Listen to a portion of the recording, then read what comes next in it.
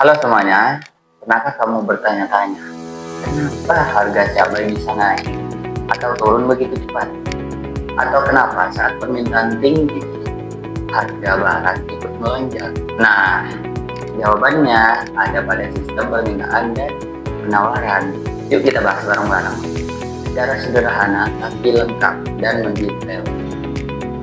Dalam ilmu ekonomi, permintaan dan penawaran adalah dua kekuatan utama yang menentukan harga barang dan harga jasa di pasar. Permintaan adalah jumlah barang yang ingin dibeli konsumen pada tingkat harga tertentu, sedangkan penawaran adalah jumlah barang yang ingin dijual produsen pada tingkat harga tertentu. Kurva permintaan biasanya miring ke bawah, artinya semakin tinggi harga, semakin sedikit orang yang mau membeli. Sebaliknya, kurva penawaran miring ke atas, semakin tinggi harga, semakin banyak produsen yang ingin menjual suatu produk. Titik di mana kedua kurva tersebut bertemu disebut titik keseimbangan, yaitu equilibrium. Itulah harga pasar tertentu. Nah, contoh nyatanya, misalnya saat musim hujan, hasil panen cabai itu menurun. Artinya penawaran berkurang, namun permintaan tetap tinggi. Akibatnya harga cabai naik.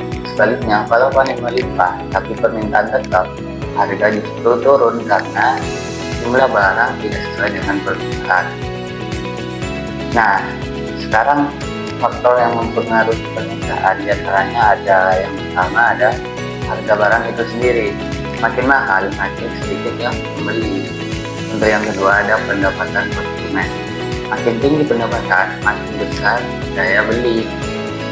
Untuk yang ketiga, selera atau tren masyarakat. Tren baru bisa meningkatkan permintaan. Untuk yang keempat ada harga barang tidak lengkap. Misalnya, harga kopi naik bisa turunkan permintaan gula.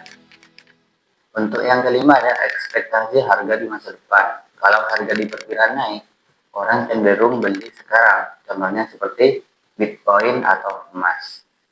Untuk faktor yang mempengaruhi penawaran, diantaranya ada biaya produksi. Kalau biaya naik, penawaran bisa turun. Untuk yang kedua ada teknologi.